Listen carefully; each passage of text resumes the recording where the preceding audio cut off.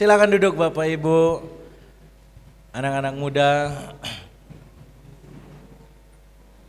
Kita masih ada dalam seri 2025, tema besar kita tuailah sekarang.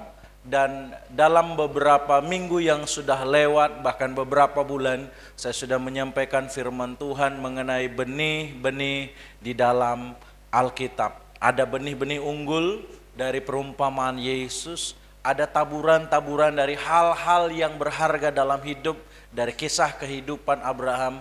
Ada benih-benih yang menaklukkan kemustahilan dari kehidupan dan pelayanan Elia. Dan ada 3 seri dari kitab Amsal, yaitu benih kebijaksanaan, ada benih-benih kehancuran, dan benih-benih untuk hidup yang berhasil, hidup yang sukses, hidup yang beruntung, bahkan juga secara finansial. Saya mengakhiri seri benih-benih di dalam Alkitab, tapi masih dalam tema besar tuailah sekarang. Kita akan masuk kepada hal yang paling penting dari tema ini, dan saya akan memberikan judul seri untuk kita semua, menabur Injil, menuai jiwa bagi Kristus. Mari katakan, menabur Injil, menuai jiwa bagi Kristus. Tema ini akan menjadi goal dari tema besar kita, tuailah sekarang.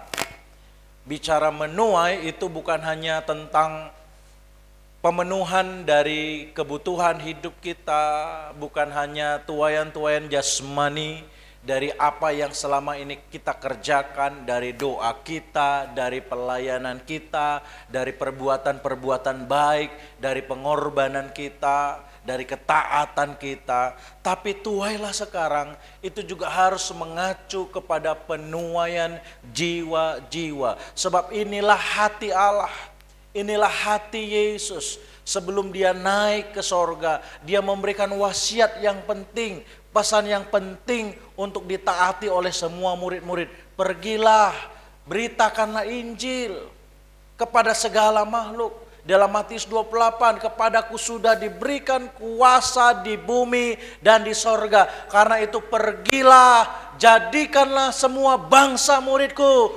Baptislah mereka dalam nama Bapa dan Anak dan Roh Kudus. Dan ketahuilah aku menyertai kamu sampai kepada kesudahan zaman. Jadi menuai jiwa adalah pesan penting dari Tuhan Yesus Kristus. Membawa orang-orang datang kepada Yesus adalah pesan yang harus dilakukan oleh umat-umat Allah. Dan dalam seri ini saya akan menyampaikannya dari tokoh-tokoh Alkitab Perjanjian Baru yang memang dipakai oleh Allah, yang memang mendedikasikan dirinya untuk menjadi pekerja di ladangnya Tuhan, menuai jiwa bagi kemuliaan nama Tuhan. Ada banyak penginjil-penginjil yang disebutkan di dalam Alkitab. Tapi dari semua nama, hari ini saya memilih satu nama. Murid Yesus, yang sebenarnya namanya tidak terlalu banyak dicatat di dalam Alkitab. Dia tidak masuk dalam ring 1 dari murid Yesus. Tapi setiap kali namanya disebut, setiap kali namanya dicatat, hanya 4 kali, 5 kali dengan dia dipanggil jadi murid. Dari 5 kali, 3 kali namanya dicatat itu berhubungan dengan usaha dan upaya untuk membawa jiwa-jiwa datang kepada Tuhan. Siapakah dia? Dialah Rasul Tuhan Yesus Kristus yang bernama Andreas. Dan Andreas ini memiliki julukan Sang Penginjil Mula-mula. Kenapa disebut sebagai Sang Penginjil Mula-mula? Karena bahkan sebelum Injil diberitakan oleh Tuhan Yesus sendiri kepada banyak orang, Yesus masih baru diperkenalkan sebagai Mesias oleh Yohanes Pembaptis. Orang ini sudah membawa jiwa kepada Tuhan Yesus. Dalam catatan Injil, Andreas digambarkan sebagai pria di balik layar. Arti namanya sebenarnya keren. Andreas itu berarti manly, cowok, macho, ya, jantan.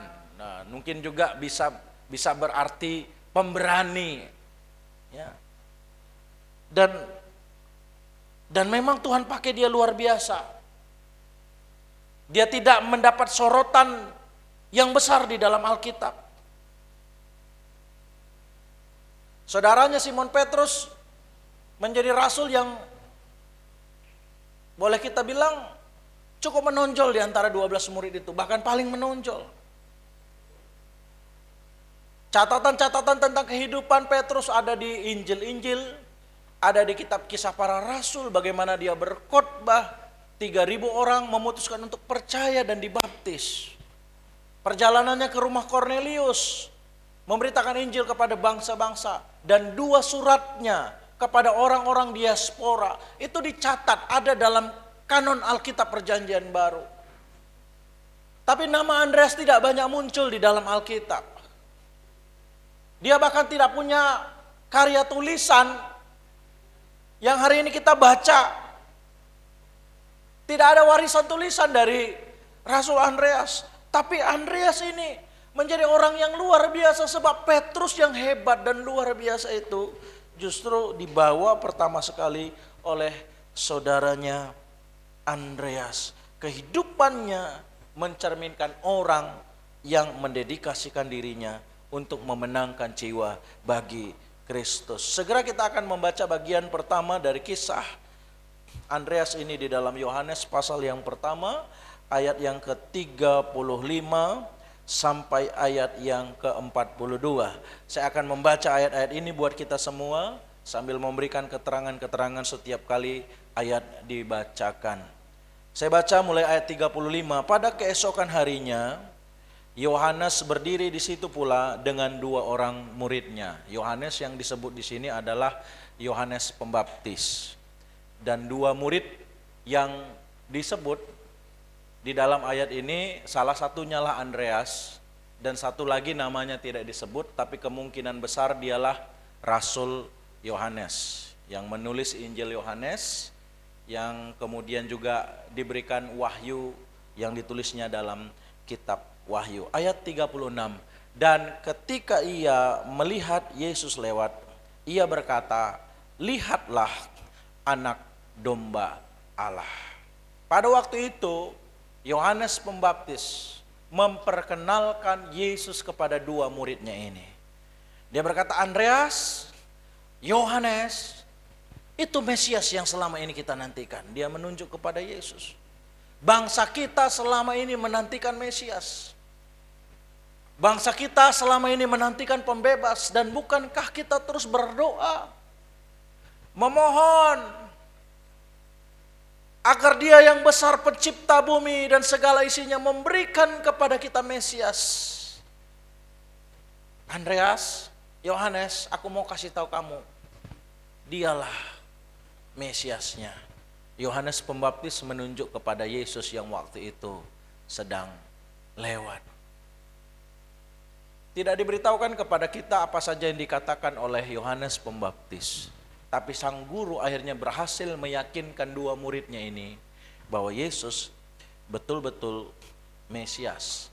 Dan ayat 37, kedua murid itu mendengar apa yang dikatakannya itu, lalu mereka pergi mengikut Yesus.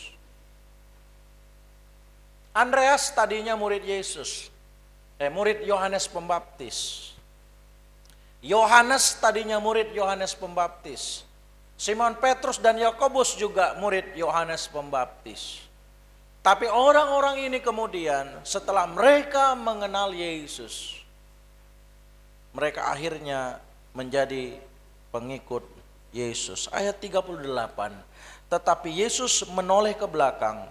Ia melihat bahwa mereka mengikut Dia, lalu berkata kepada mereka, apakah yang kamu cari? Kata mereka kepadanya, Rabi, artinya guru, di manakah engkau tinggal?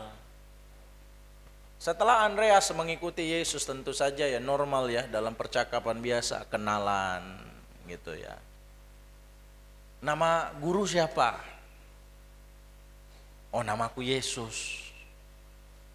Orang mana? Dari Nazaret. Oh, tinggalnya di mana?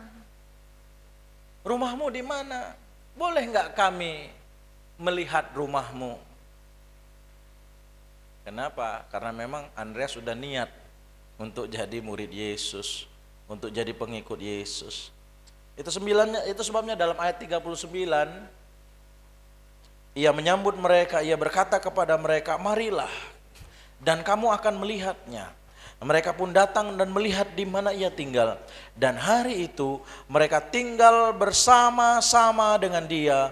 Waktu itu kira-kira pukul 4. Ayat 40. Salah seorang dari keduanya yang mendengar perkataan Yohanes lalu mengikut Yesus adalah Andreas, saudara dari Simon Petrus. Jadi mereka ini bersaudara, abang adik.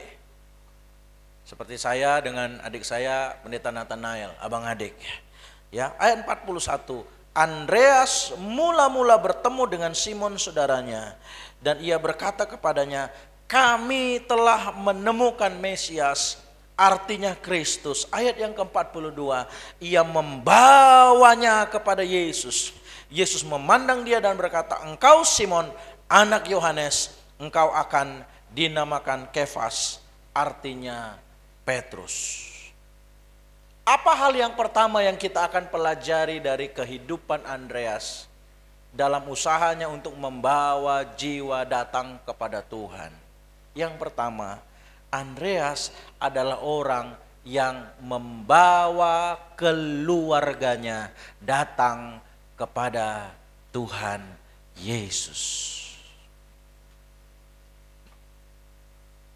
Setelah diyakinkan oleh gurunya Yohanes Pembaptis bahwa Yesus adalah Mesias, Andreas segera ingin mengetahui di manakah sang Mesias itu tinggal. Jadi walaupun Yesus pernah berkata, serigala punya liang, burung punya sarang, tapi anak manusia tidak punya tempat untuk meletakkan kepalanya. Itu dalam konteks Yesus pergi memberitakan kerajaan Allah dari desa ke desa, dari kota ke kota, dan meninggalkan tempat di mana dia tinggal. Tapi di kota Nazaret sendiri dia punya rumah, ada tempat tinggalnya. Ya. Dan kesanalah kemudian Andreas bersama dengan Yohanes berkenalan, ngobrol dengan Yesus. Kita tidak diberitahu apa saja yang Yesus katakan kepada mereka.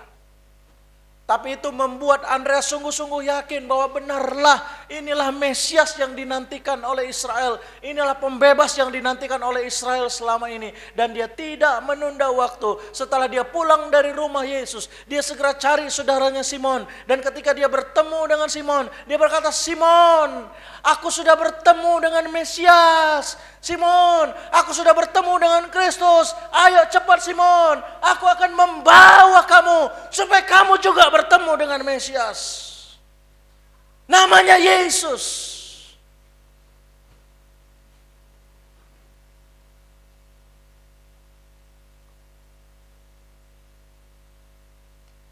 Petrus tidak menunda-nunda waktunya.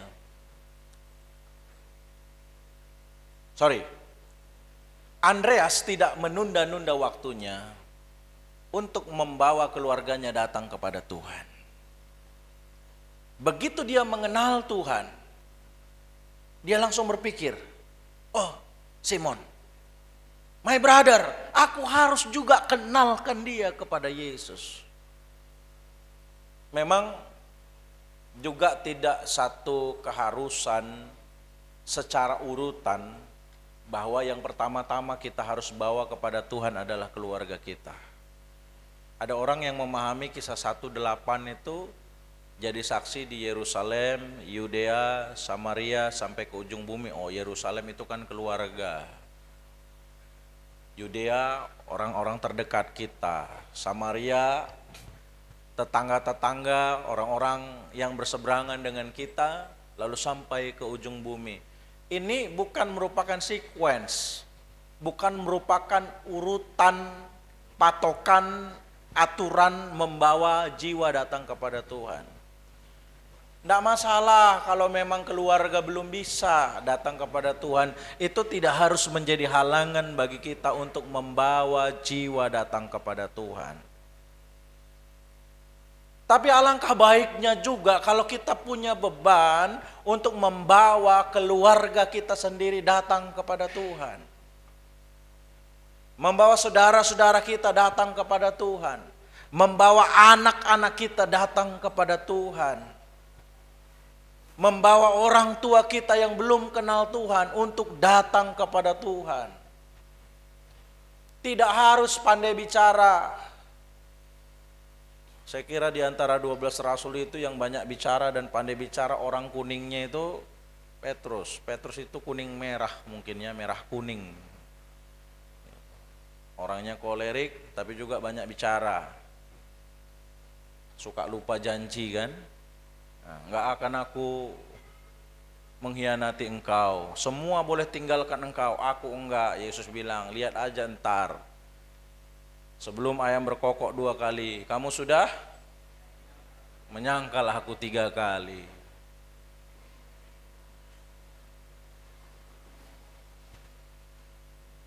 Andreas mungkin tidak banyak bicara, tapi dia mau melakukannya. Andreas mungkin tidak terlalu pandai bicara. Itu sebabnya mungkin juga tidak ada karya tulisannya. Tapi dia adalah seorang penginjil yang mula-mula. Kenapa? Karena dialah murid Yesus yang pertama. Jadi di antara 12 itu, Andreas justru yang pertama. Dan Andreas yang pertama inilah yang kemudian membawa saudaranya Simon Petrus datang kepada Tuhan. Kadang-kadang Bapak Ibu yang dikasihi Tuhan, kita berdoa begini, Tuhan utuslah seorang hamba Tuhan di luar sana yang takut akan Tuhan untuk menginjili Bapakku. Tuhan utuslah misionaris untuk menginjili saudaraku. Tuhan bawa saudaraku satu gereja, biarlah ada gereja yang datangin dia, kasih Injil Yesus sama dia, supaya dia percaya. Tuhan pakailah orang lain. Gak apa-apa sih, cuma kenapa tidak kita yang memulainya? Jangan sampai kita bilang gini, Tuhan ini aku, tapi utuslah dia. Nah, kan kita sering gitu ya. Tuhan ini aku. Kalau Yesaya kan enggak gitu. Tuhan ini aku, utuslah aku. Itu kata Nabi Yesaya. Tapi banyak orang Kristen, Tuhan ini aku, tapi utuslah dia.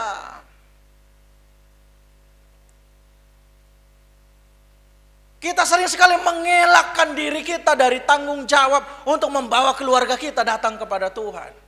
Memang enggak bisa dipaksa. Memang kadang-kadang kalau gimana ya, kalau kita yang bawa, udah taunya aku siapa kau, kan begitu ya. Kadang-kadang kita memang ditolak. Tapi jangan terlalu takut dengan respon yang belum tentu terjadi. Kenapa kita tidak? Bukan kita yang perkenalkan orang tua kita kepada Yesus. Kenapa tidak kita yang bawa suami kita datang ke gereja? Kenapa kita mesti mengharapkan orang lain?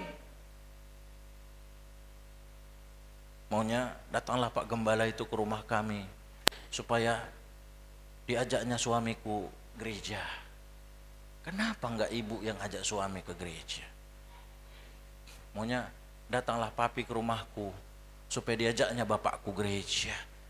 Kenapa enggak kamu yang bawa bapakmu ke gereja?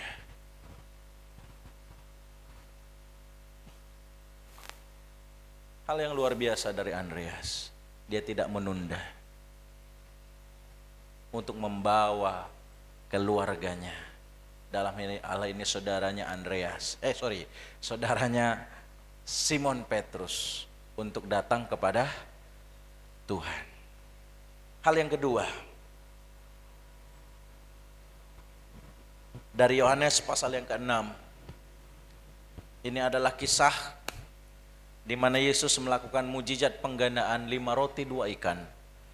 Sehingga memberi makan 5.000 orang laki-laki, belum termasuk perempuan dan anak-anak. Dalam Yohanes pasal yang ke-6 ayat yang kelima mulai. Ketika Yesus memandang sekelilingnya dan melihat bahwa orang banyak berbondong-bondong datang kepadanya, berkatalah ia kepada Filipus, di manakah kita akan membeli roti supaya mereka ini dapat makan?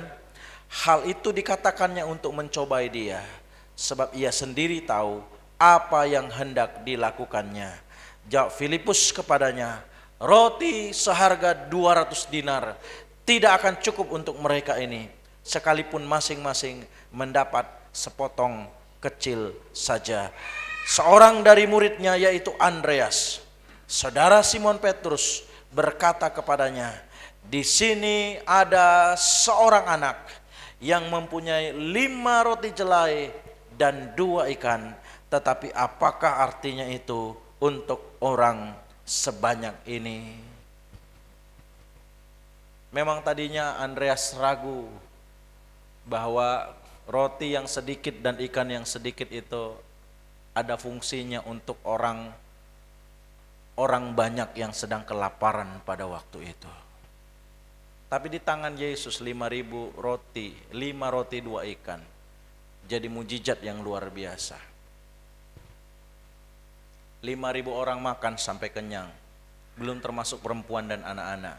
Bahkan masih bersisa berapa? 12 bakul. Pinter sekolah minggunya ya.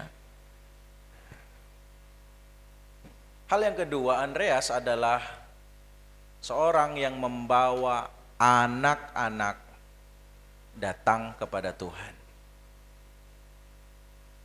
Bicara sekolah minggu, sebenarnya saya senang kalau ada orang tua, bapak ibu yang mau jadi guru sekolah minggu. Karena sering sekali kalau kita bicara sekolah minggu, bicara gereja anak, langsung mikir anak muda. Ya toh? Kalau guru sekolah minggu, anak muda. Kalau WL, bisalah orang tua, bisa anak muda. Tapi kalau udah mikir pelayanan anak, pasti kita bayanginnya langsung anak muda. Sebenarnya membawa anak-anak, memperkenalkan anak-anak kepada Tuhan Yesus adalah tanggung jawab semua orang. Bukan hanya tanggung jawab perempuan, tapi tanggung jawab laki-laki. Ini di hal yang kedua ini saya khusus berbicara kepada kita bapak-bapak dan anak muda. Saya senang kalau laki-laki bisa jadi guru sekolah minggu, jadi pembina anak. Pak, kalau anak muda ini kan guru sekolah minggu, modal terbatas ya. Saya ingat dulu gimana Chris John ngajar sekolah minggu, supaya anak-anak itu bisa fokus. Kadang-kadang dia menjanjikan hadiah, permen atau apa. Tapi karena memang modal yang terbatas ya, kayaknya hadiahnya besar, rupanya 1 batang coki-coki gitu ya. Kayaknya promosinya, nanti kalau bisa jawab pertanyaan abang kasih hadiah gitu ya. Anaknya udah kebayang ini hadiahnya seperti apa besarnya. Begitu jawab pertanyaan dikasih 1 batang coki-coki. Tapi itu pun udah lumayan lah untuk anak-anak. Tapi saya bayangin kalau Pak Ritonga yang jadi guru sekolah minggu gitu ya. Dia bawa 1 renteng di situ, 1 renteng di sini. Ya kan, dia lingkar lehernya dengan makanan. Ayo sini semua, Bapak mau khotbah dengar. Itu pasti anak melotot semua.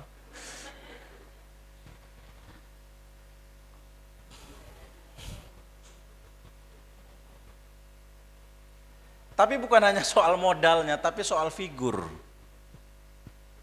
Saya mau bicara soal figur. Generasi sekarang adalah generasi yang kehilangan figur bapak. Di banyak rumah tangga, bapak-bapak tidak hadir di rumah.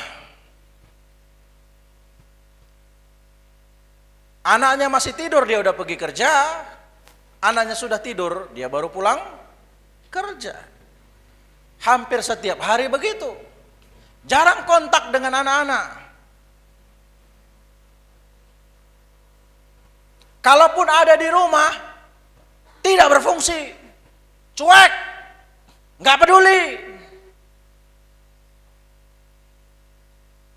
Ada juga berfungsi, tapi kejam, otoriter, tukang pukul. Ada juga tukang mabuk, tukang main judi, mendatangkan penderitaan bagi istri dan anak-anak.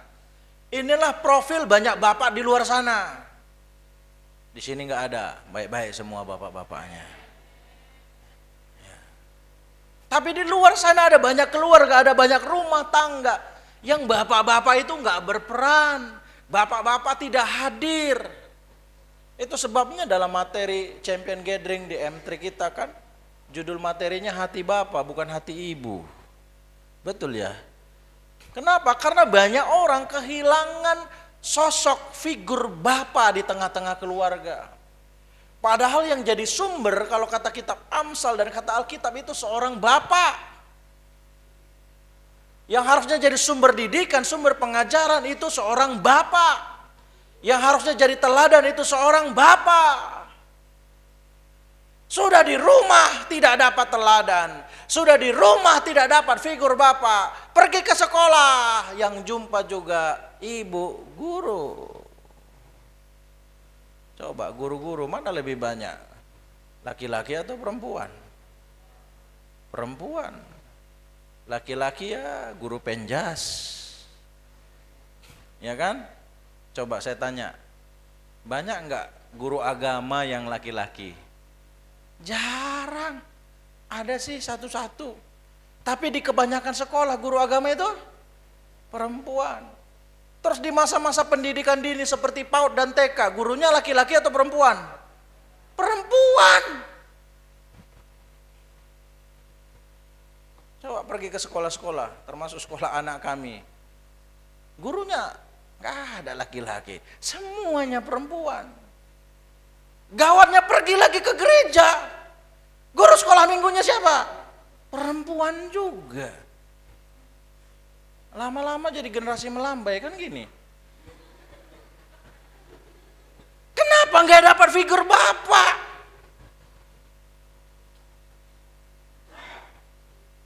Akhirnya jadi suami, jadi bapak pun nggak tahu gimana berperan sebagai seorang bapak. Kenapa? Nggak ada citra, nggak ada teladan, nggak ada pola. Kalaupun ada pola, pola yang didapat bukan pola asuh yang benar, pola asuh yang rusak, dan itu akan diteruskan dari generasi ke generasi. Makin banyak sekarang anak laki-laki melambai. Makanya saya senang ini. Kalau ada anak-anak muda, jadi pembina anak, tapi jangan hanya main musik. Aku nggak tahu apa kerjaan yang laki-laki ini di atas. Habis main musik entah ngapain kalian? Apa gabung sama anak-anak atau di meja makan lalu kemudian ngobrol sesama pria? Oh enggak ya, oh enggak ya. Datang ke anak-anak ya. Oh puji Tuhan. Anak-anak perlu figur. Tapi alangkah baiknya kalau juga ada apa ya, bapak-bapak di sana, ada ibu-ibu di sana. Kan ibadah gelombang 2 kan? Gelombang 2, gelombang 1 pelayanan sekolah minggu. Apalagi bapak-bapak yang cinta sama anak kecil. Aduh, pas sekali itu pelayanan sekolah minggu. Jangan merasa itu pelayanan yang kecil. Oh, Pak Gabriel langsung ditunjuk.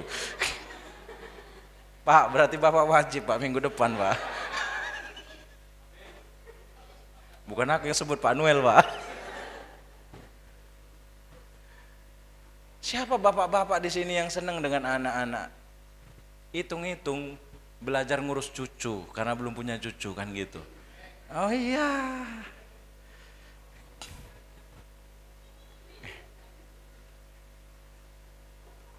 Apalagi kalau udah cucu kan makin mahir dia.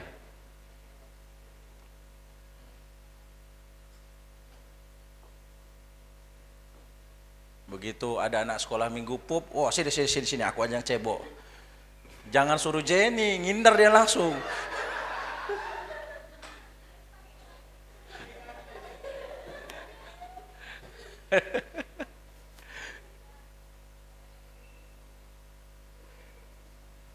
Nah saya serius, saya sampaikan ini serius loh. Kita butuh orang tua di gereja anak.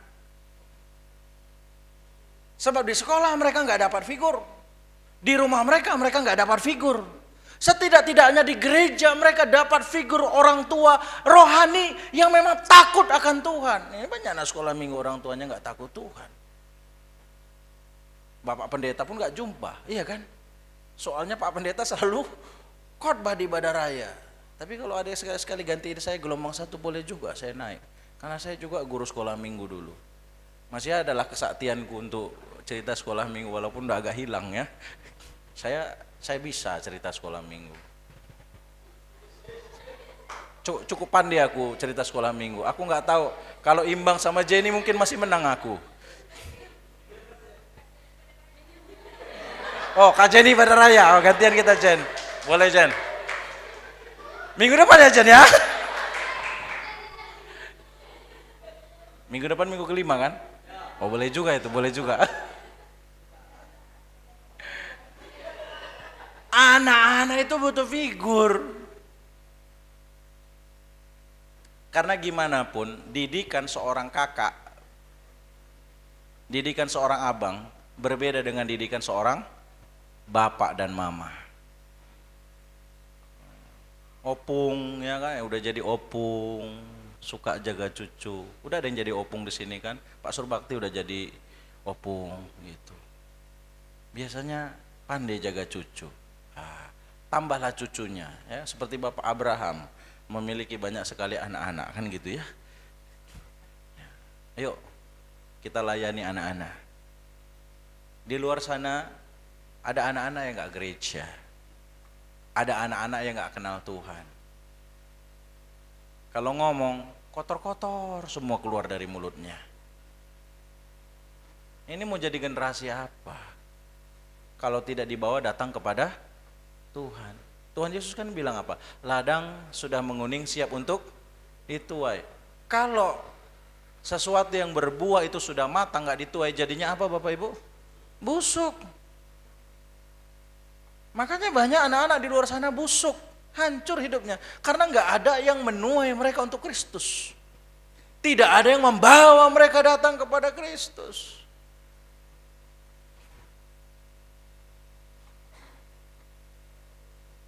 Pak Sinaga dengan kemampuannya sudah setia dalam pelayanan ini, bawa anak-anak kepada Tuhan. Dulu ada angkot, wah itu angkot berjejel ya kan, penuh dengan anak-anak. Apa yang kita bisa lakukan? Jangan anak kita sendiri pun nggak kita antar sama Tuhan. Boro-boro anak orang.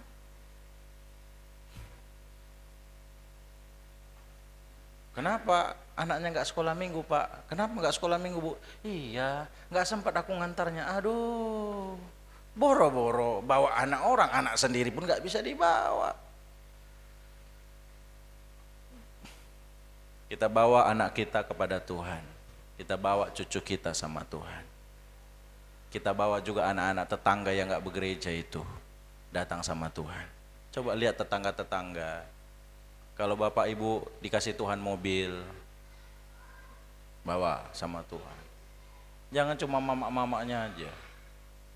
Ya, aku teringat dulu Ibu Jenny, ya kan, dengan motor NMAX-nya, wah, padahal kecil orangnya kan, motornya NMAX. Ibu Jenny, Bu Lele, motor NMAX, orangnya kecil. Hah? Nah itulah itu, Lexi, kan motor gede itu. Udah, di belakang si Olip sama si Jenny, di depan si Gresela, dibawa. Belum lagi datang si Kenny yang kecil, gendong, bawa 4 anak. Pergi komsel, diantar ke gereja. Sampai waktu itu akhirnya dibisik-bisik sama Ibu Gembala, Bu, tak tolonglah itu naikannya itu diperlebar karena kakiku sering oleng pas naik, makanya diperlebar. Kalau mama-mama bisa bertarung seperti itu bawa anaknya kepada Tuhan, kenapa tidak bapak-bapak? Amin Pak. Iyalah Pak. Tapi bukan hanya untuk bapak-bapak, bukan hanya untuk anak-anak muda, tapi untuk kita semua. Kita bertanggung jawab untuk membawa anak-anak datang kepada Tuhan, termasuk remaja-remaja. Ayo kita bawa mereka datang kepada Tuhan. Dan hal yang ketiga dari Yohanes pasal yang ke-12 ayat yang ke-20. Waktu itu ada beberapa orang Yunani yang mau ketemu Yesus. Saya baca, di antara mereka yang berangkat untuk beribadah pada hari raya itu, terdapat beberapa orang Yunani. Orang-orang itu pergi kepada Filipus yang berasal dari Betsaida di Galilea. Lalu berkata kepadanya, Tuan, kami ingin bertemu dengan Yesus. 22, Filipus pergi memberitahukannya kepada Andreas. Lalu Andreas dan Filipus menyampaikannya pula kepada Yesus. Ada orang-orang non-Yahudi yang waktu itu ingin bertemu dengan Yesus. Mereka adalah orang-orang Yunani. Sebenarnya yang pertama sekali mereka jumpai adalah Filipus. Tapi saya agak heran juga, kenapa nggak langsung Filipus ngomong sama Yesus? Padahal jelas-jelas mereka ingin bertemu dengan Yesus. Hanya memang ada indikasi, walaupun tidak pasti ya. Ada indikasi walaupun tidak pasti. Ada kemungkinan beberapa di antara murid Yesus itu agak rasis. Bagaimanapun mereka adalah orang Yahudi.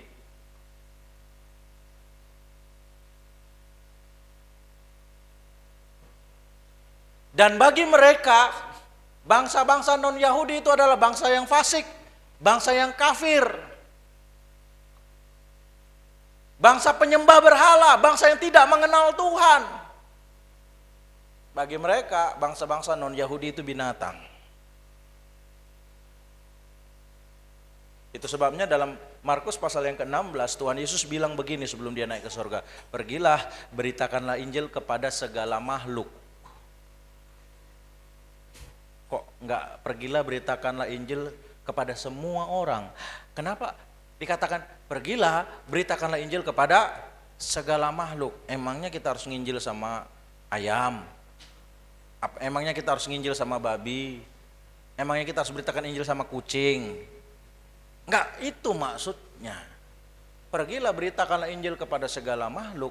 Kenapa? Karena dalam sudut pandang orang Yahudi, yang manusia cuma mereka, lainnya binatang, orang kafir. Makanya kita pun kan sering dikafir-kafiri kan? Di anjing-anjingin kan begitu.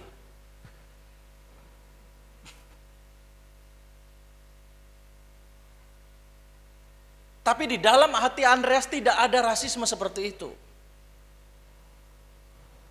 Melihat profil dan pelayanan Yesus selama ini, dia tahu Yesus mengasihi semua orang tanpa membeda-bedakan. Dia sudah lihat bagaimana Yesus bercakap-cakap dengan seorang perempuan Samaria yang notabene tidak berbicara dengan orang Yahudi di sumur Sikar.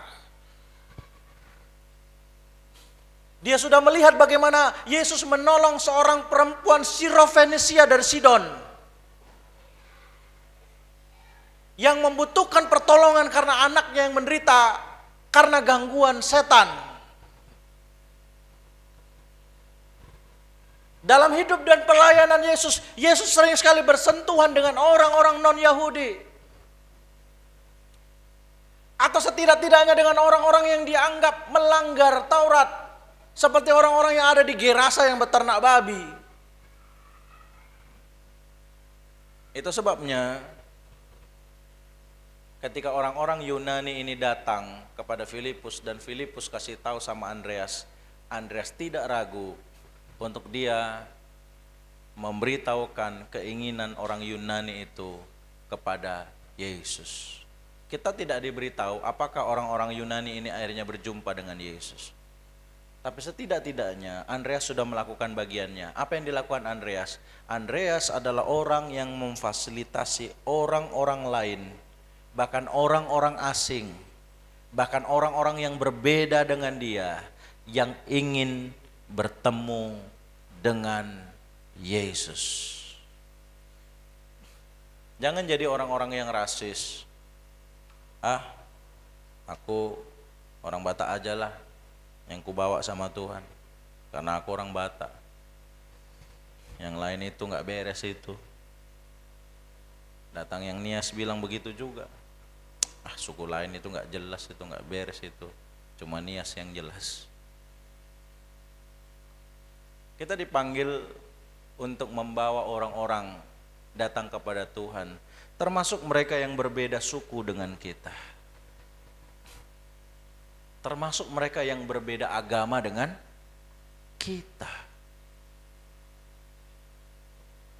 Kita harus perkenalkan Yesus. Setidak-tidaknya mungkin ada yang berkata begini, saya nggak pandai menginjil, udah pun ikut pelatihan, saya nggak pandai untuk menyampaikannya. Setidak-tidaknya bawa, setidak-tidaknya ajak, dan itulah yang dilakukan oleh Andreas. Tidak ada catatan bahwa Andreas menginjil. Yang dilakukan Andreas hanya membawa. Dia bawa Petrus hanya dengan kata-kata, terus bro, aku udah ketemu dengan Mesias, ayo aku bawa kamu ketemu dia. Dia bawa anak kecil itu kepada Yesus. Dia bawa orang-orang Yunani kepada Yesus.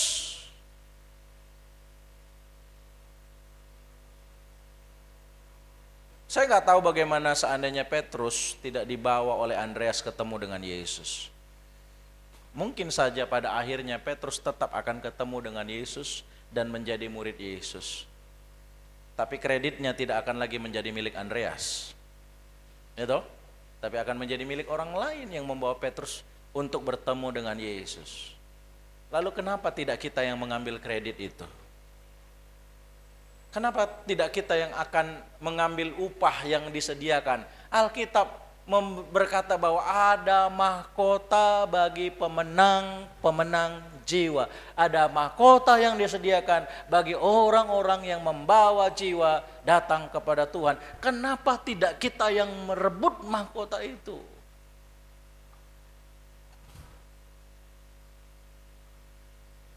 Mari bawa jiwa kepada Tuhan. Dan yang terakhir, ini tidak ada dalam catatan Alkitab, tapi tercatat dalam tradisi gereja bahwa Rasul Andreas akhirnya pergi memberitakan Injil ke banyak wilayah setelah Tuhan Yesus naik ke surga. Dan dari daerah-daerah yang dia pergi, beberapa diantaranya Skotlandia. Andreas pernah ke Skotlandia, makanya orang-orang di Skotlandia itu punya hubungan yang rasanya dekat dengan Rasul Andreas, karena dialah yang membawa Injil ke daerah mereka. Andreas juga pergi ke satu daerah yang namanya Skythia. Rasul Paulus pernah bilang, tidak ada lagi orang barbar, tidak ada lagi orang Skit. Nah, orang Skit itu berasal dari daerah Skythia. Di mana itu Skythia? Di daerah Ukraina, di daerah Rusia. Rusia itu memang banyak komunis, tapi di Rusia juga banyak orang Kristen. Saya pernah lihat tampilan YouTube itu dengan tangga-tangga populasi negara dengan populasi Kristen terbanyak di dunia. Ternyata salah satunya Rusia. Di Rusia banyak orang Kristen. Dan Andreas pernah pergi ke sana untuk memberitakan Injil. Dan dia juga pernah pergi ke satu provinsi Romawi yang namanya Akaya, yang kelak nanti juga dikunjungi oleh Rasul Petrus. Saya nggak selidiki siapa yang duluan pergi ya, Paulus atau Andreas. Tapi yang pasti Andreas juga pergi ke daerah Akaya. Ada beberapa kota terkenal di Akaya seperti Korintus, ada kota Athena. Nah, Paulus juga pernah ke Korintus, pernah ke Athena, dan kota satu lagi namanya kota Patras. Di kota Patras inilah Rasul Andreas mempersembahkan nyawanya kepada Kristus melalui sebuah kematian yang cukup mengenaskan. Kenapa? Karena di kota Patras, Rasul Andreas disalib pada sebuah balok yang berbentuk X. Ceritanya waktu itu Andreas berkhotbah di banyak tempat di Akaya. Dia meyakinkan banyak orang tentang Yesus. Banyak orang yang akhirnya percaya dan menerima Yesus, dan termasuk istri dari prokonsul Romawi yang waktu itu memimpin wilayah Akaya yang bernama Agetes. Melihat pertobatan istrinya, konversi istrinya menjadi pengikut Yesus, Agetes begitu marah. Lalu kemudian dia mengajak Andreas berdebat mengenai kekristenan. Dia meminta Andreas untuk menyembah berhala-berhala orang Roma. Dia memaksa Andreas untuk menyembah berhala-berhala orang Roma. Tapi Andreas menolak. Dia tetap setia kepada Kristus. Dan karena itu akhirnya Agetes menjatuhi Rasul Andreas hukuman mati dengan cara disalib pada salib yang berbentuk X.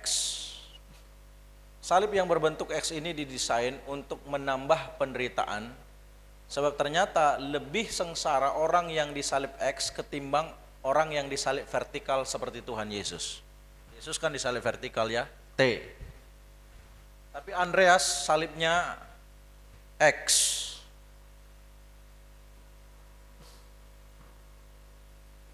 Kalau Yesus digantung mulai dari jam 9 pagi dan menghembuskan nafasnya pada jam 3 sore, 6 jam, Andreas berada di salib X itu selama 2 hari. Tapi apa yang luar biasa dari Andreas? Sepanjang dia disalib X itu, tidak berhenti dia berkhotbah dan memberitakan Yesus kepada orang-orang yang lewat dan menyaksikan penyalipannya. Bapak-bapak, tidak usah perhatikan aku yang disalib di sini, tapi aku membawa kabar baik kepadamu. Ada Yesus dari Nazaret. Dia yang sudah diutus Bapa untuk menjadi Mesias, menjadi pembebas. Ia akan mengampuni engkau dari dosa-dosamu. Engkau tidak bisa menyelesaikan dosamu, tapi Yesus bisa menebus. Yesus bisa mengampuni dosa-dosamu. Andreas tidak berhenti berkhotbah sampai dia menghembuskan nafasnya yang terakhir. Melihat khotbah Andreas, banyak orang yang tergugah. Banyak orang yang akhirnya memutuskan untuk percaya kepada Yesus. Semakin banyak, padahal tadi masuk Agetes itu nakut-nakuti supaya orang meninggalkan Yesus. Tapi ternyata semakin banyak orang yang percaya dan mengikut Yesus. Mendengar khotbah Andreas dari atas palang tiang salib X-nya itu. Akhirnya mulai ada desakan kepada Agetes untuk membebaskan Andreas, untuk menurunkan dia dari salib itu. Sebab kondisinya waktu itu belum dia mati. Kalau Tuhan Yesus dipaku, Andreas enggak dipaku. Tangannya diikat, kakinya diikat dengan tali, dan itu menyebabkan penderitaan yang makin besar. Tapi akhirnya semakin banyak orang mendesak supaya Andreas diturunkan, termasuk istri Agetes yang tadi percaya Yesus. Desak suaminya. Akhirnya Agetes menyerah dan dia perintahkan prajurit untuk menurunkan Andreas dari salib itu. Tapi ketika prajurit akan menurunkan Andreas berdoa sama Tuhan. Dia minta sama Tuhan supaya dia beroleh kehormatan untuk mati di kayu salib sama seperti Tuhannya mati di kayu salib. Dan Tuhan mengabulkan permohonan Andreas.